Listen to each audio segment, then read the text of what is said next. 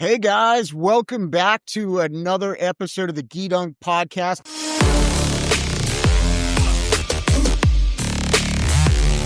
I apologize. Last week I took a little vacay, went out and hit some national parks out west. Finally made it to Yosemite with my kids, which was great. Hung out with the in-laws a little bit. Bobby, how you doing, man? I'm doing good. As a former surface warfare officer, we don't take vacations. We always have to watch shipmate. Always staying and watch. Well, did you watch, speaking of watch, you watch some of this NBA draft? Because I think we should just dive right in, man. Yeah, let's talk a little bit about that before we get into more serious topics. The NBA draft, in my opinion, is the ultimate crapshoot because these kids are so young now. They're not developed. They don't stay in 3-4 years in college. And half of the first round came from overseas. So you don't really know. But you can tell teams that have a plan and teams that are just trying to get rid of talent because of money. And the consensus winners of the draft would be the Dallas Mavericks because they got your boy Cooper Flagg. I mean, that's obvious. I mean, he is by far the most talented kid at his age since LeBron James has come into the league. And I know this is going to sound crazy, but my Atlanta Hawks have been said to have won the draft because they got the guy they wanted after trading out of the spot that they wanted, that they were at, to get an unprotected first round pick from New Orleans next year, which means New Orleans, who will probably be terrible, could be in the lottery and get the number one pick in the draft. That pick goes to the Hawks because it's unprotected. That is insanity. And this is the second year in a row we have fleeced New Orleans, which, if you know anything about the sports rivalries here, Atlanta and New Orleans are huge sports rivals, mostly in football. But we got Dyson Daniels from them last year for a bag of peanuts, basically, and 2 first-round picks for DeJounte Murray. And he developed and became the most improved player in the NBA. He won that award and was second in Defensive Player of the Year. And this guy was sitting on their bench for 2 years. Listen, New Orleans kind of fleeces themselves, right? I mean, Zion, freak talent, right? Zion from the get-go. I remember watching highlights of Zion in high school when he's dunking on kids as a sophomore in high school. And I was like, I remember texting my brother, like, yo, check out this kid from South Carolina. And he's just, he started getting injured at Duke, and then he's had a lot of injury problems and hasn't been as productive. But remember, they got rid of Davis. The initial Anthony Davis thing was for Zion. But I want to bring up one other thing besides. I actually really like what the Spurs did in this draft, man. I think, Dylan Harper's pretty good. And then when you've got Wemby, how old's Wemby now? Is he like 22? I think he just turned, maybe about to turn 22. I mean, that's a core right there. Castle, Wemby, Harper, dude, and they're super young. They're so young. And I'm sitting there shaking my head. And San Antonio's going to develop the talent. They are going to develop the talent. They're going to be good for a decade. And again, Popovich is no longer the coach, but he's still in the front office. Yep. He has heavy influence on what they're going to do. They are going to be championship contenders, and they have to be because of what Oklahoma City just did. I think we're 3 years away from another Spurs dynasty if people stay healthy. You got Wemby. They took this other kid from Arizona at 14, so they had 2 first-round draft picks.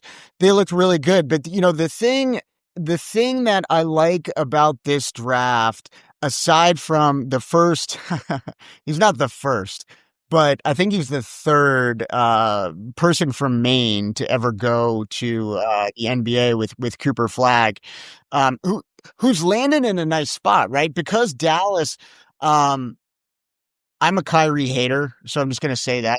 But that now they've got Davis, there's other people, there are veterans there who can kind of coach him. They've got Klay Thompson, right? Like Klay Thompson is one of my favorite NBA players of all time. And then the one I'm scratching my head out, man, is Con Newpol going to at number 4. And like, he's a nice player, but like, he's not a number 4 pick, right? What do you think about that? He's pretty stiff. And I'm not, when you look at Cooper, you see the athleticism, right? And, these guys are teammates. Listen, my question for Khan is, if he did not go to Duke, would he have been drafted 4?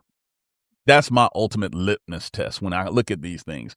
because there are some guys, North Carolina's notorious for this, that get drafted high because they played at Chapel Hill or they played at Durham, at Duke, and these programs produce these guys that underachieve. Now, granted, like I said, Cooper's light years ahead of everybody else. But if Khan played at Georgia Tech, where I live down here, I don't think he's a number 4 pick in the draft. His upside, right, is like, people are like, oh, he's JJ Redick, right? And JJ Redick had a nice career, really nice career, played 15 years. I think he was maybe 2 or 3 time All-Star. But you get these guys who are kind of shooters and, all the usual questions, right? Can he create his own shot? I mean, somebody like Steph Curry, can kind of get off a screen and just has that incredibly quick release, but Steph also can take it to the, take it lane and create his own shot. Like you can't just be up on Steph the whole time or he's gonna go by you. And I'm not sure that Newpel has that. I mean, people forget the other draft pick in the JJ Redick draft was, you remember Adam Morrison? Yep. He was a Gonzaga guy, great college player, mm-hmm. really fizzled in the NBA. And I couldn't create his own shot. Yeah, and he was kind of slow, and he was a little bigger, I think, than Newpel. He was maybe 6'8", 6'9", or something like that, and more of a forward than a guard. But I think it makes sense as a pick if the NBA is all 3 points now, right? So if you're gonna spread the floor and have him shoot, okay. But also, like, if you're Charlotte, is that what you need? I don't know. Yeah. I mean, yeah. No. So it's funny you say this because the NBA in particular, more so, and in many respects in any other sport that's popular in North America, has evolved so dramatically, so quickly, right? And if you are front office, you have to project, you have to look ahead, you have to have a philosophy that you expect to happen. And it is obvious when you look at this NBA draft that there are some teams that get it. There are some teams that don't. Oklahoma City won a world championship because, they traded their 3 best players away. Let's not forget they had 3 MVPs, future MVPs on that team. Kevin Durant, Russell Westbrook, James Harden. Trade them all away. Everybody laughed at them. They got all of these first round picks and they had this one thing in common. They could all play defense, specifically on the perimeter. And so when you watch the playoffs and you watch the regular season, but specifically the playoffs, when they locked people down on defense, they were playing defense 20 feet away from the basket long. When you look at a Chet Holmgren, yeah, he's a tall super freak, but he can guard you on the perimeter, which is scary, long. And so now your shot lines are taken away, especially if you're trying to shoot threes. The reason they had trouble with the Pacers, though, is because the Pacers, when they had Halliburton, could drive and create. He would force the defense to collapse. And then you watch all these guys just get on fire from outside, sucking that defense in.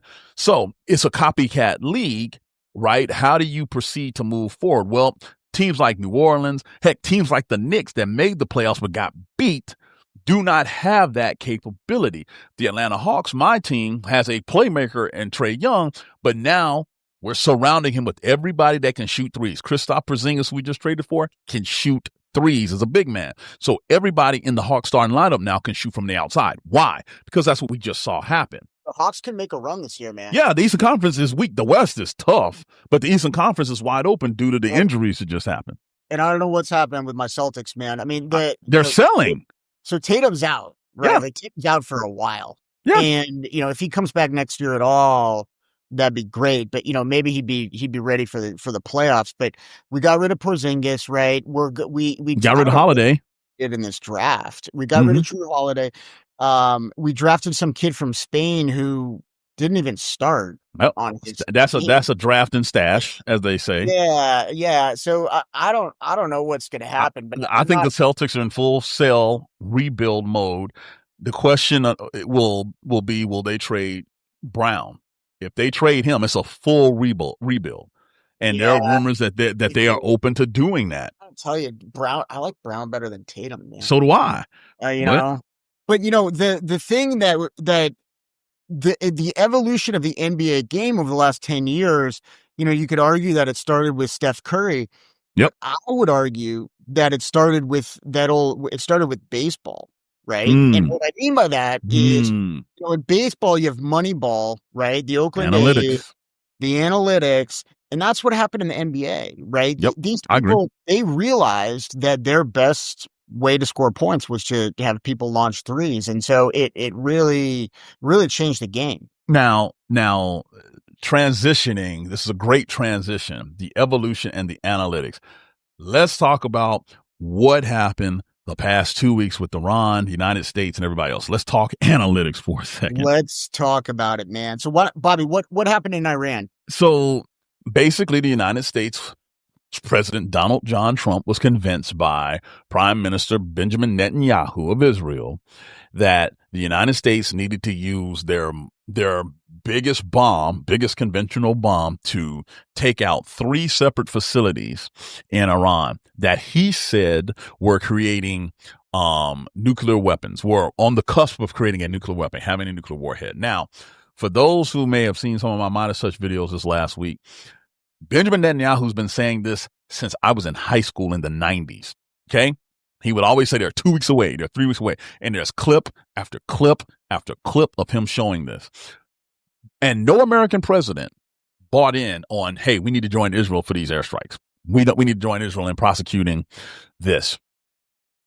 What's fascinating to me is President Barack Obama got the GCPOA done, the Joint Cooperation Agreement, with 6 other nations and Iran, okay, to have the IAEA, the International Atomic Energy Association, which is under the UN, to closely monitor Iran's nuclear development, spot inspections, whatever. And Iran was actually following it.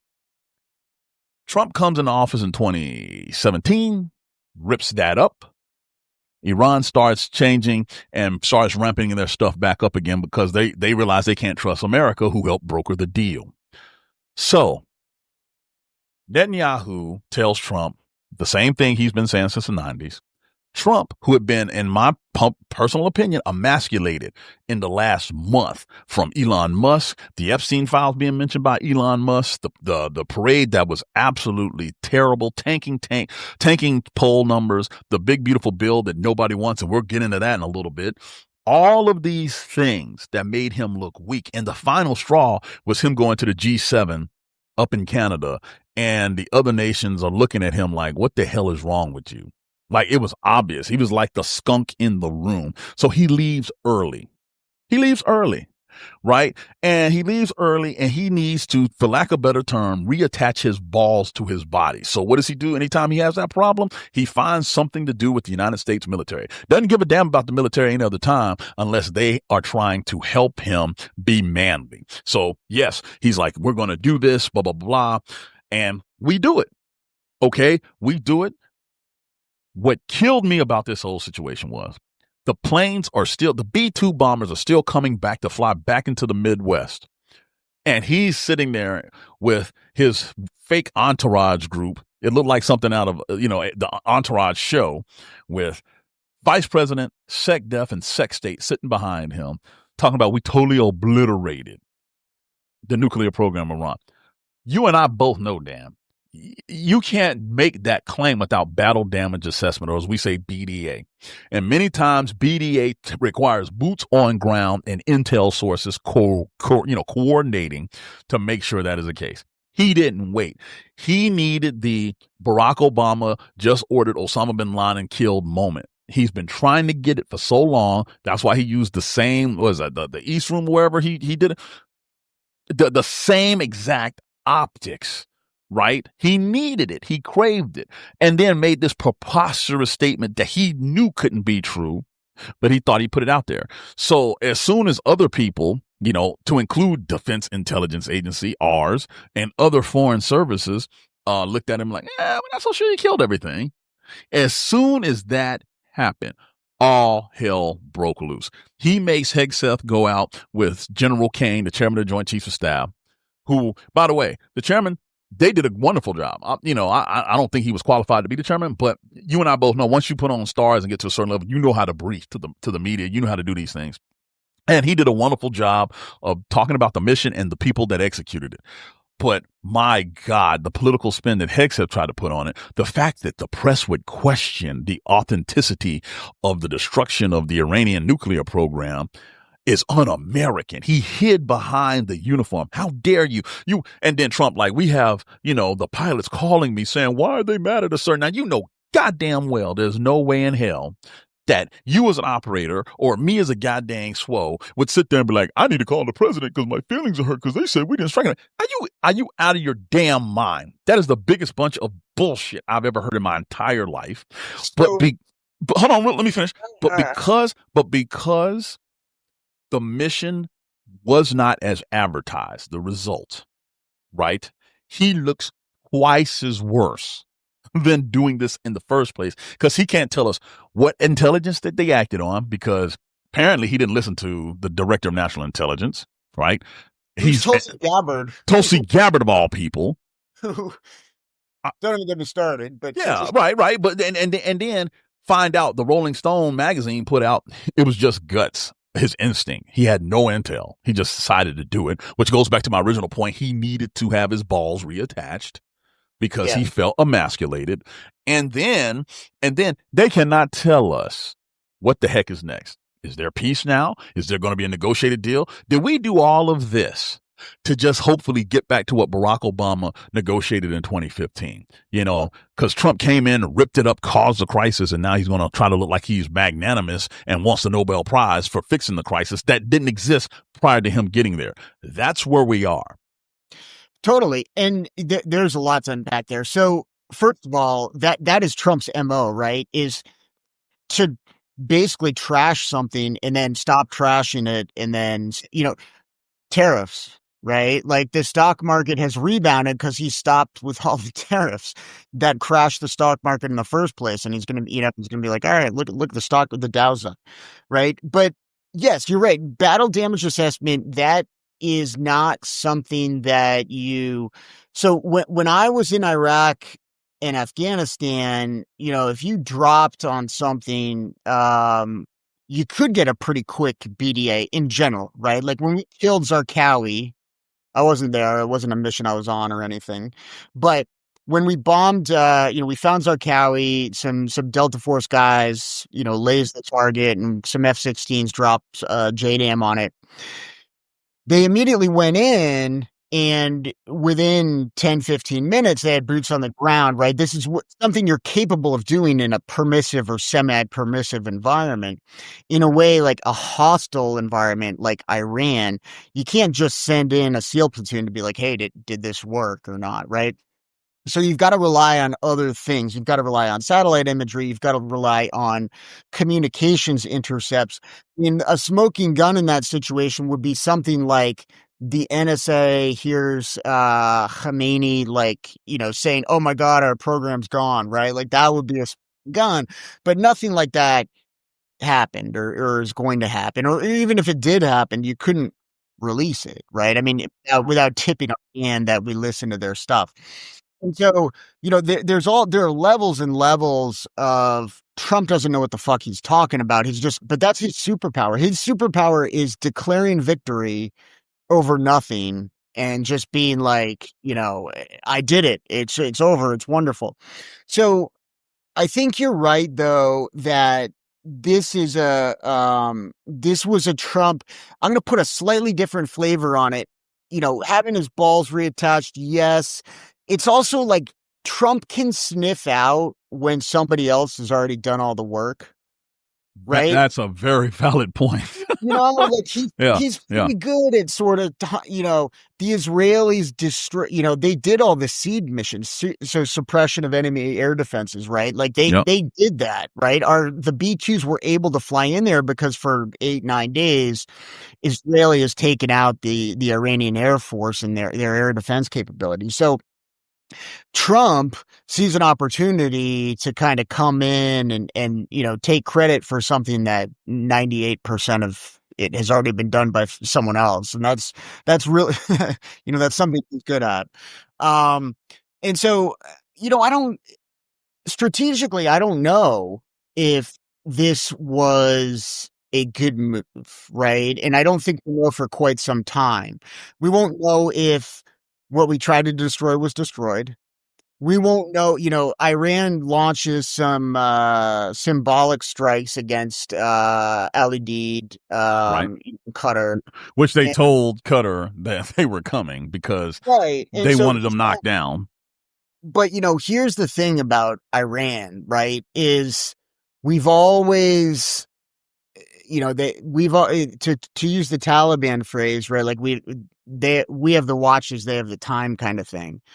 And so as long as that regime is in power, I mean, if you're the U.S. embassy somewhere in the Middle East, you don't know if you're going to get hit by one of their proxy forces, right? Nope. And so, I will say this, and this is from personal experience: the Iranians have no problem, no ethical problem, no with killing Americans. Bingo. So I agree. I hope that I'm wrong, but I worry that something's going to happen down the road. Yep. And 6 months, a year, 2 years from now, there's going to be an explosion and there's going to be a bunch of dead Americans. Well, you hit on the point that the foreign minister of Iran already said. They've activated sleeper cells. And this is why I'm going back to what is the strategy. You just hit on this. We don't have a national security strategy that's been published by the White House yet, because that thing is somewhat binding, at least in the public sphere. And Trump does not want to be put in any box. He just wants to be able to act off of gut. Well, unfortunately for him, when you were dealing with international things where American lives are at stake, there has to be some semblance of a plan, an overarching long form plan, where if you're going to put American lives at risk, and make no mistake, ladies and gentlemen, he just put American lives at risk. You have over 40,000 service members in that region, not counting the soon to be 3, not 1, not 2, 3 carrier strike groups that are going to be there here. USS Ford strike group just left to head over there. 3 in the area. So you're talking up to 70,000 that are all within the ballistic missile range of the entire inventory of what Iran has. Now, that's what we sign up for as military members, but you better damn well be able to vocalize why you're putting that many people in harm's way. And he has yet to do so. Yeah. Yeah. No, I hate to say it, and I hope I'm wrong, but I don't think this is over. No, neither do I.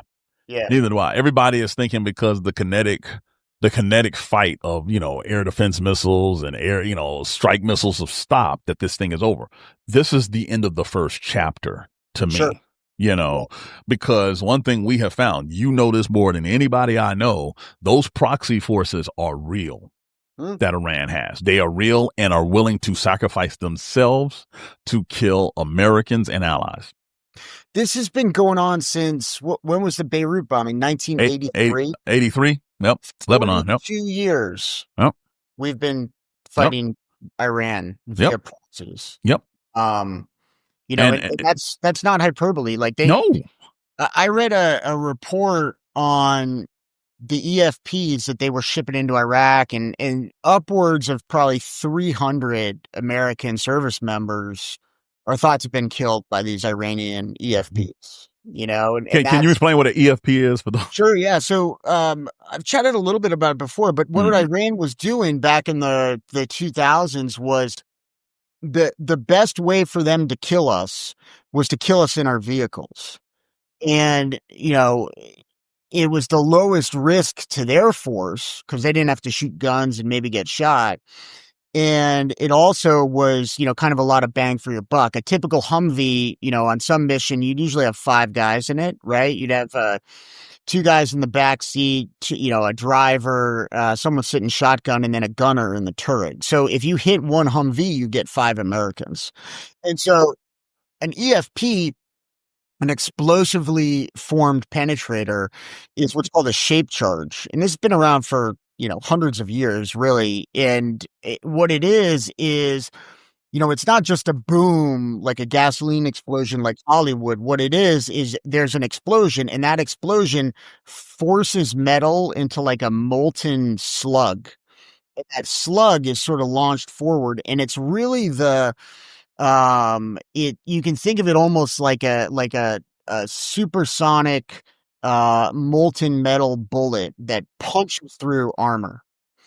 So you would have to have a ridiculous amount of armor, but there were EFPs that could defeat armor on an Abrams tank, and certainly the armor on a Humvee. A Humvee might stop an AK round, but it's not really going to stop even an RPG or something like that, even the up armored Humvee. So at the time, they just would clack these off on the side of the road and then just ship them in the Hoods force. And there were task groups, there were task forces with NSW and other units that were specifically formed to try to counter the IED threat from Iran.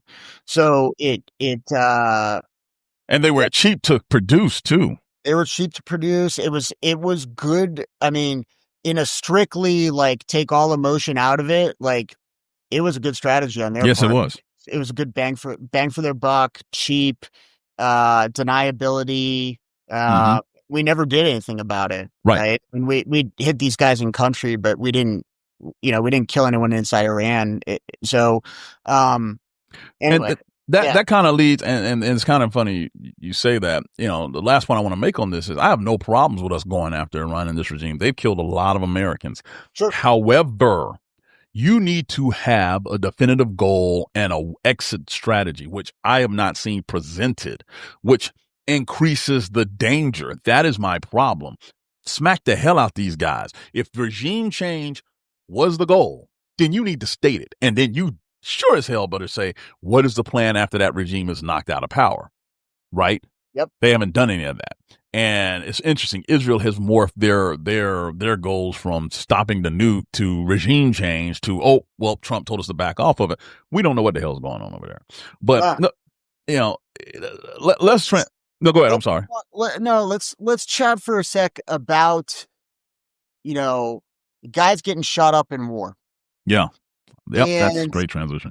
Yeah. So, our generation, we both know a lot of guys and girls who were wounded in combat, who were killed in combat. And I wanted to talk about one story that hit the news relatively recently. I just sent it to Bobby last night about this American soldier, served in the American Army, who has now been deported back to South Korea. And so this is a man named, I'm going to butcher the pronunciation and I apologize, Sai Jun Park, who was a mid-50s-year-old veteran of the Army, living in Hawaii, who was forced by ICE to deport back to South Korea. And his story, very kind of interesting. He came over when he was 7 years old and was joined the U.S. Army, as many, if you don't know, I'm telling you, like there are many people in the U.S. Army who are not citizens, and the Marine Corps. 38%. 38% for the Department of Defense are not citizens that join. 38%. Keep that number in mind. So that's bananas. So This guy joins the military. He's 19 years old.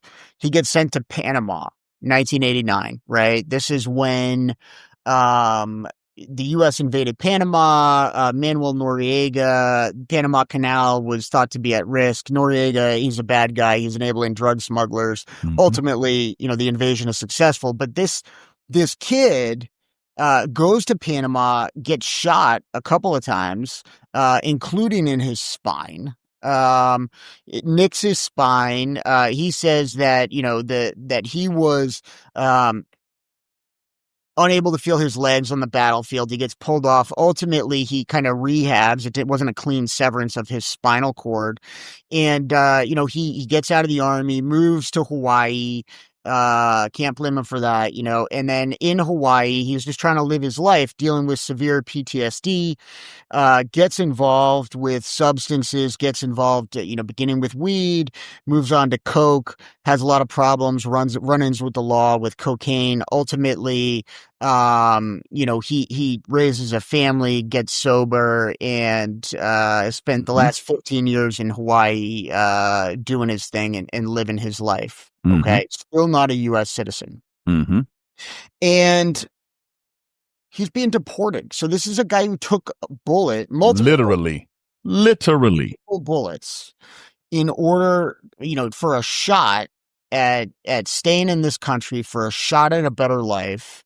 And Donald Trump is throwing him in a plane and sending him back to a country that he left when he was 7 years old. This really pisses me off. Okay. You can say what you want. Yeah. Okay. Coke is bad. Shouldn't use drugs, all that kind of stuff. But here's the truth, guys. I mean, you see this on the right where they're different drugs. But there are a lot of veterans who struggle and they come home, and there are nonprofits that will send veterans down to Mexico to take psilocybin, to take ayahuasca, to take all these psychedelics. The VA will give you ketamine treatments, you know, just kind of like Elon Musk, although it sounds like Elon was dipping into his own stash a little bit. But on his own supply. Yeah. So there are all sorts of kind of chemical treatments that we're prescribing for veterans to take to deal with some of these symptoms. And it's all been relatively recent in the wake of the you know, the Iraq war and the Afghanistan war. And society has sort of recognized that many veterans are struggling with their wartime experiences. And this guy, you know, tried to self-medicate, man. He tried to self-medicate and got in trouble and is now getting shipped out because he's brown and because he's from another country. And, you know, I haven't met the man, but maybe, you know, maybe he's got a little accent or something. But regardless, the point is, this is a guy who got shot in the spine for the United States of America, and we're throwing him out with the trash. It angers me to no end because this is a failure of multiple things to me. Number one, it's a failure of the Department of Veteran Affairs. You have a combat wounded veteran. Who the hell was checking on him? PTSD, proper medication. Where's not only the documentation, but the continuous follow-up? You know, what's interesting, the Vietnam War, the POWs that were captured, they get follow-on treatment. They are meticulously tracked until they die. I talked to Admiral Lawrence before he passed. I was sitting at Hospital Point at the Naval Academy, and he was wheelchaired in. I was like, Admiral, what are you doing here? And he explained the program that they had. Him, McCain, all the Stockdale, they were all on it, right? This fall off, though, especially for things where veterans get wounded, where it wasn't like a declared, you know, a major action like, you know, the Desert Storm or Vietnam, but these individual, you know, actions, Grenada, Panama, these type of things, getting lost in the shuffle. So that's number one. The man got shot. They should be tracking him on a regular damn basis. The fact that he got shot and they're willing to just ship him back overseas, regardless, you know what I'm saying? The criminality that he experienced was directly caused by what he went through for this country, and it only harmed himself. Okay. What's interesting to me is when it's in the rural areas and it's all white, we have empathy for addicts. But the second the pigmentation changes, the second the person is dark, brown, black, whatever, yellow, whatever color you want, there is no empathy. And this man literally fought for this country, paid a heavy price that very few people will pay, and they are going to ship him off. The irony of this is when he gets to South Korea, they're going to treat him like a god. They take care of their people over there, been stationed over there. It's a completely different animal. It's not the fact that he's going back. They will take care of him. It's the fact that he's being separated from his family. It's the fact that there has been no weight given to the literal blood that he shed for America. This should piss everybody off. These so-called MAGA people that wrap themselves in the flag. I got one question for you. if this person was white and he came from Germany, would we be shipping his ass back? Yeah, and I served with SEALs who were non-U.S. citizens. Yep. And there were Marines in Fallujah who were non-U.S. citizens who I saw do heroic things. There were no, actually, Bobby, I don't know. Did we have non-U.S. citizens at the Naval Academy? Probably not. Yeah, no, we did. We did because so every year to this day, allied nations send best person from their country to go to service academies. Right. And those countries foot the bill. So we have eight, I want to say 8 classmates that did that. Yeah. One of which is going to be the first female admiral in the Croatian Navy. Yeah. Yeah. So we have them. Right. To me, that seems like not just a fair deal. I mean, that seems like a ridiculously good deal for the United States. That people are coming over and willing to carry an 80-pound ruck and walk into Fallujah and, drag their buddies out of fire and clear rooms and do that sort of thing. And here we are under Trump saying, hey, man, you got shot twice in Panama, but fuck you.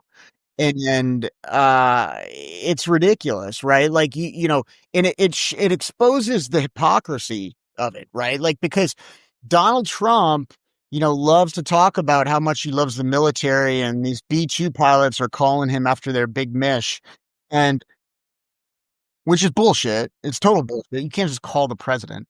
And, he doesn't like guys who got blown up because they're physically disfigured. He doesn't want them around. He doesn't want them in his parade. He goes down to Fort Bragg. He's like, I don't want any fat soldiers, right? I don't want anyone who might not cheer for me. So they stack the stands with, I don't know, guys who are good at CrossFit or whatever.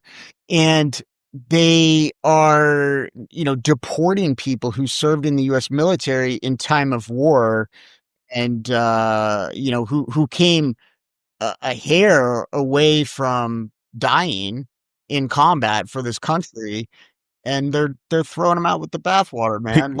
He literally has a point of view where the military is to amplify him.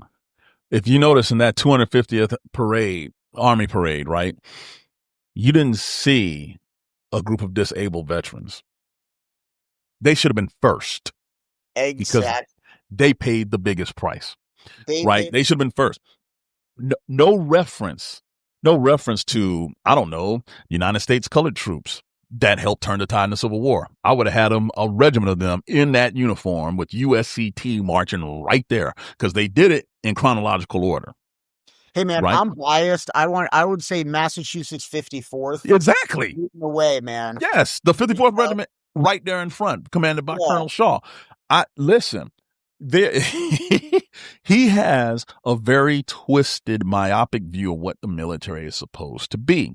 So now that this has hit the news, you would think someone in his sphere would personally intervene and be like, no, that's not what we do because we admire those that serve this country. But what he has shown us through his actions, through the wiping out of DEI, the only contributions that matter are white males to the American military and its history. That's the only one. It's the only one that matters. One other thing I want to point out for the listeners, this is not just a Trump thing. So Fox News is all in on this shit. Hopefully we can find the headline and link to it. But when we hit Iran, right? Mm-hmm. And again, no love lost for the Iranians here, but we hit Iran, and the headline on Fox News, because I watch Fox, I like the, mm-hmm. It said Trump's military strikes Iran. Yep. Or something. I noticed that too. Bro, it's the United States military. Mm-hmm. It is not Donald Trump's military, right? Like, what the fuck? Who is approving this stuff, right? I mean, you're driving a fascist narrative. There's no other word for it. The military does not swear an oath to Donald Trump or Joe Biden or Barack Obama or anyone. They swear an oath to the Constitution. And it is, it really pisses me off when that line gets blurred. Right. Deliberately, by the way. Deliberately. Those editors know that words have meaning, and they know if they repeat something, it will subconsciously be implanted in them. Because I can tell you right now, when Osama bin Laden was killed, they didn't say Obama's SEALs killed Trump. They hail to the no. Hail to no. As a matter of fact, your boy McHooyah over there, O'Neill, was encouraged to come out by the right to discredit the person who made the ultimate call on this, right? The optics are glaring as far as what they're trying to accomplish. Now, that transitions to what's being debated on Capitol Hill. What's now being called the OBBB, O3B, the one big beautiful bill. It's 900, now I want to say 4 pages. Some of us, because we're nerds, have gone through this thing. And it is mind-numbing. It is mind-numbing. But people, there's a reason why it is wholly unpopular. There are reasons why even GOP people, MAGA Republicans, are on the fence on voting for it because they know it's wrong, but they don't want to be primaried. It's a reason why the senator from North Carolina, Tom Tillis, has said he's not running for re-election because he and his conscience can't vote for this. It's a reason why Senator Murkowski, just to get this to the floor, they cut out a notch for Alaska where none of this basically is going to apply to the Alaskans. I've never heard of that before. 800,000 citizens that will not have to deal with the majority of the fallout of this. This thing is terrible. But let me explain to you very quickly some of the things that it will destroy. Medicaid, at the top of the list, they are going to gut Medicaid. We're talking of millions of citizens. And when I say millions, our most vulnerable, the elderly, children, the disabled, and those who are geographically isolated in rural areas. It is going to shut down hospitals. It is going to stop things like feeding kids that are starving via SNAP program. This thing is the most callous bill Congress is probably ever going to vote on. And make no mistake, the Republican Party is trying to do the political calculation on whether or not to go through with this because they're trying to save themselves and their seats because there's no easier job in my mind than being in Congress. It's cushy. You don't have to do jack and people kiss your butt.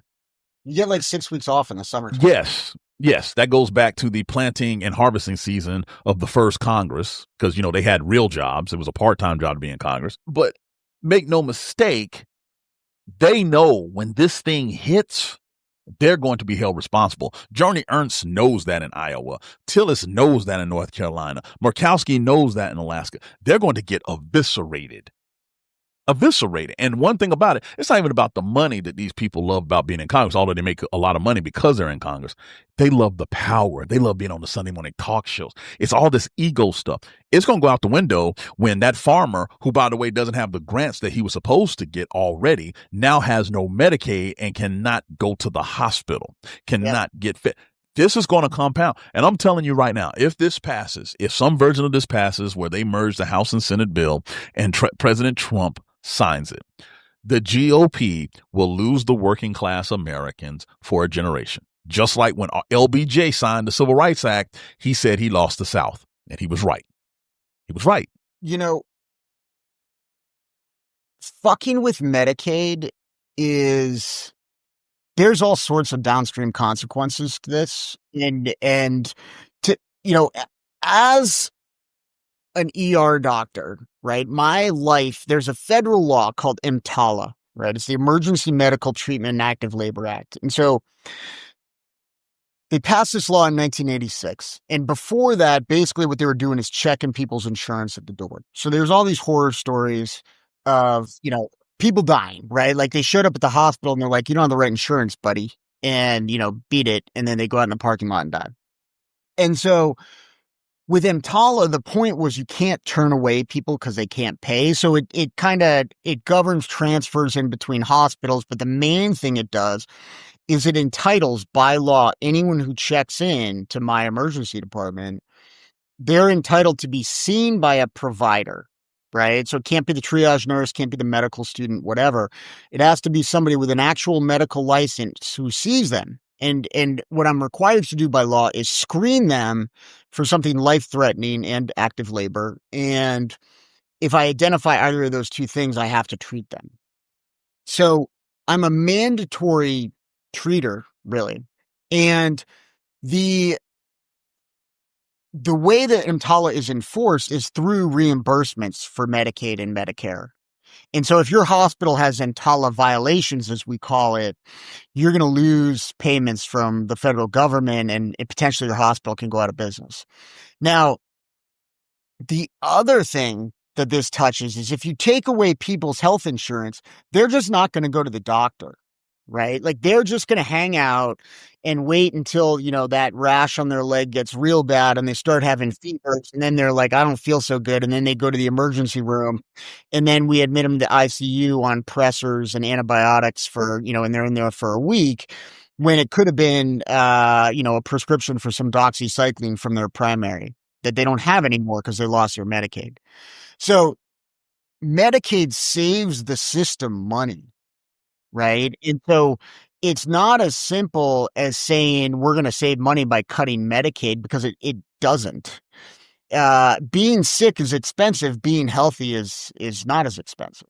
And so there's a lot of kind of downstream consequences of this. If you take away people's Medicaid, I promise you, they're going to wait till the shit hits the fan and then they're going to show up in the emergency room and the hospitals around the nation, particularly those critical access hospitals that you're talking about in these rural areas, they're the ones that are going to be stuck with the bill for this and they're going to lose money.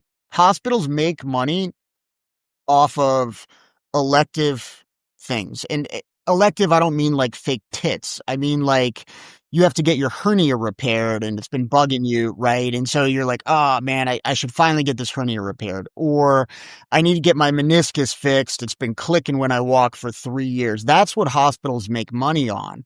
They make money on the artificial hips. They lose money on the trauma care. They lose money in the ICUs. With certain exceptions, the NICU, they make a ton of money. But, that's sort of the basic keeping people healthy and doing these procedures to keep them healthy are how hospitals stay in the black. And when it comes too much emergency care, emergency surgery, these kind of things, they go in the red and then the hospital fails. So this is short-sighted on so many levels. It's stupid politically, which I'm fine with because, I'm anti-MAGA. Yeah. But it's really stupid in terms of keeping people healthy and keeping the financial system of hospitals afloat. The Congressional Budget Office, which all these bills have to go through before they go for a vote, which I'm sure right now the MAGA side is not happy about, has estimated an additional $3 trillion of debt. They have estimated what you've just hit on as far as medical costs to the average American going through the roof. It's interesting. In the military, we have what's called the preventive maintenance system, PMS, where we have to do all these things on our equipment routinely so they don't become broken and they're ready to go. And we understand this concept because we understand it saves money. Not to mention, it makes sure that your equipment is operational at peak performance as designed. How the hell do we not apply this to actual human beings shows, again, going back to what I said initially, the callousness of this bill, right? They want the suffering. They want this whole thing to be this, and this goes back to this twisted version of Christian theology where, well, if you're struggling, that's because you're not a good person, right? And God provides for people who are good. And if you're struggling, then you need to become right with God, blah, blah, blah. This whole ridiculous, perverted thing that even the people that's going to suffer the most with this in rural America, overwhelmingly white, they're the ones that's going to lose the SNAP benefits more than anybody else. They're the ones that's going to suffer from Medicare going away than anybody else. The fact that they have wedded this to minority groups strategically goes back to Ronald Reagan and the welfare cream thing. They're going to suffer the most. And when it happens, there's going to be an outcry. People are going to be pissed. We've already seen that on social media. Meanwhile, back in the ranch, people that look like me are like, we're trying to tell you this is what's going to happen. And here's the thing. Once you unring a bell where you kill a benefit, it is very hard legally to bring it back. Extremely hard to bring it back. So there's going to be repercussions that's going to last years after Trump is out of office when you start breaking and closing stuff. Vermont has a regulatory body called the Green Mountain Care Board, and I believe we're the only state, maybe Delaware has something similar, but essentially they set kind of reimbursement rates for the hospitals in the state. And I won't get into the details because it's your eyes will glaze over, but when they cut, right, this is what the hospitals cut. We cut psychiatry services and we cut dialysis clinics. And those are the two things. So if you know anyone who's ever had a mental health problem or kidney problems, fuck you, is what Donald Trump wants to say, So these are the kind of the low hanging fruit. But it's really that whole, to your point about the kind of the Christian theology. I mean, it's like, right. Like I agree. I think it's insane to say that if you're not living in a $46 million Joel Osteen house, that it's your fault for not praying hard enough. But that's a world that some, fundamentalists believe in and, kind of whatever. But it'll be interesting to see what happens with this bill, man. I am very curious myself. Yeah. You have the real tug of war between the philosophy of what these people want to do and the political reality and fallout of what's going to happen. And I'm dying to see specifically with those on the right who, less than 10 years ago would have been like, oh, hell no. Now what they're going to say when this thing comes for a vote, and everybody's going to have to vote. There will be a roll call on this specifically. And I'll be honest with you, I'm a doctor. My wife's a doctor. I don't fucking need a tax cut. I don't. Right. Like I really don't, Right. And so, but I'm going to get one if this passes, right. For sort of no reason. And, and Elon Musk does not need a tax cut, right? Like this is just more of the Republican, kind of. And Elon has come out against this. Now he's focused on the energy stuff that's going to affect his business. But even one of his comments, he's just like, this is going to cut healthcare.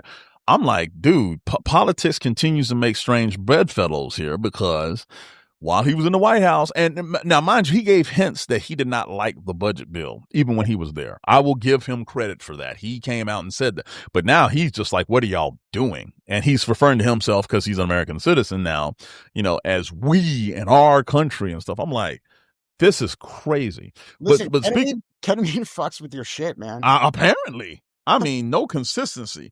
Yeah. But we'll sign off with this. The 4th of July weekend is coming up. And not to be overly negative, let's kind of switch this. What do you, Dan, what do you love about what this thing called America is? July 4th, 1776 is when a bunch of, pretty uppity people said they're no longer royal subjects and said, we're going to form our own country. There are so many things. This is the best country in the world. Okay.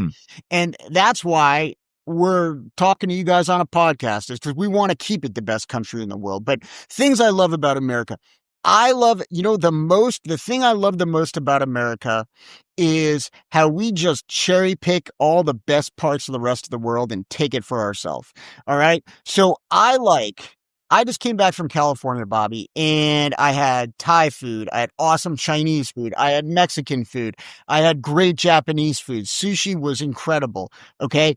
This is what I like about America is we are a nation of immigrants. We are a nation of immigrants, and all of those immigrants bring with them something of value.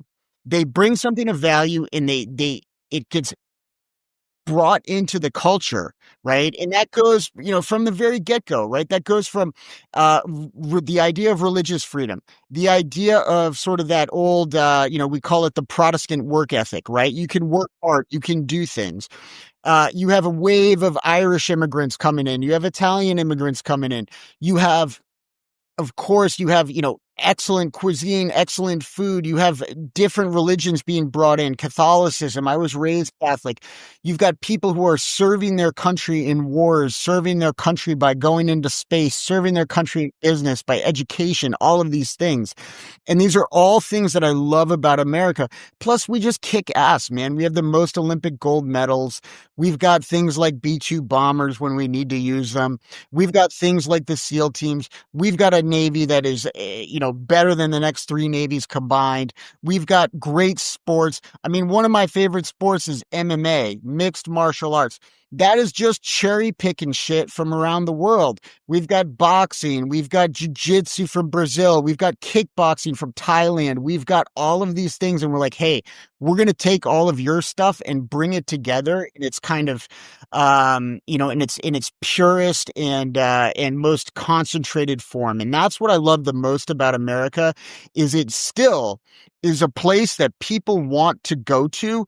And there's a good reason for that. It is because here you really can make it. And the problems that we have are minor in comparison to this dream that Americans have. And the final thing I'd say, I love that, I don't love that we had slavery, but I do love that we fought a war to end that shit. And a whole bunch of people were willing to put their lives on the line to correct a wrong. And so Americans, when we fuck up, we own it and we try to make it better. And that's what I love about America.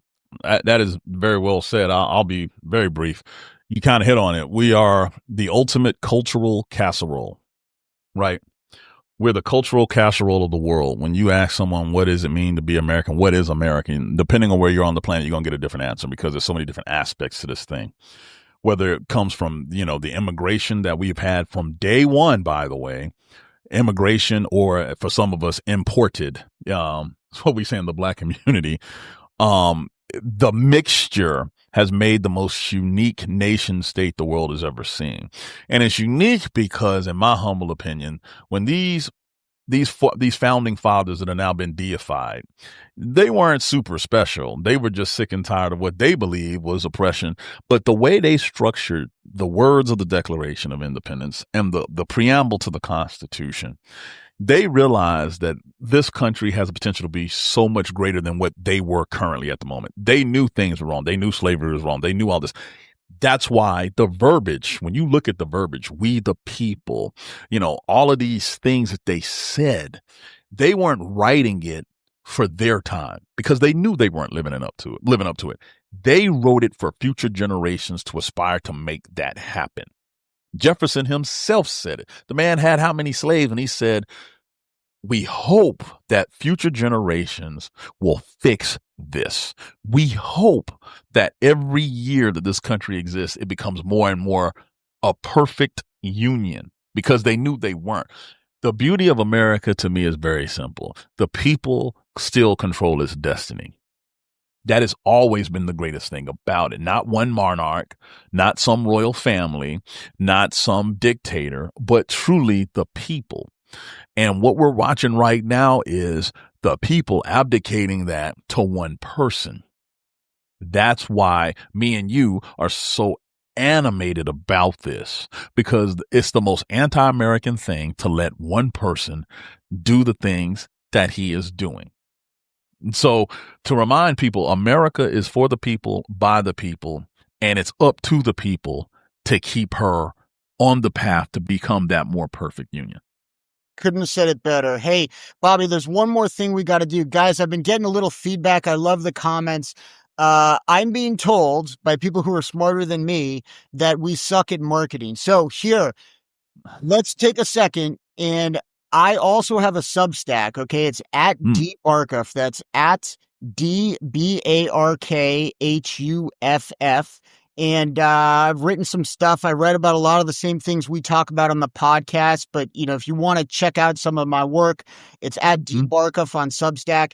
And Bobby, you got some other shows going on. Tell these folks what you've been up to. Yeah. So I have a weekly live stream on Lincoln Square, Lincoln Project, Lincoln Square. The Anchor Watch with Bobby Jones, noon Eastern Standard Time every Tuesday. Jump on board and I answer questions in live real time. And I too have a Substack. It's at Navshad, at NAVSHAD, where I post all sorts of ridiculous things too. And yeah, we're going to do better with the marketing. There's so much to talk about, and we appreciate the support. Thanks, guys. Thanks for coming. We'll talk to you soon. Thanks.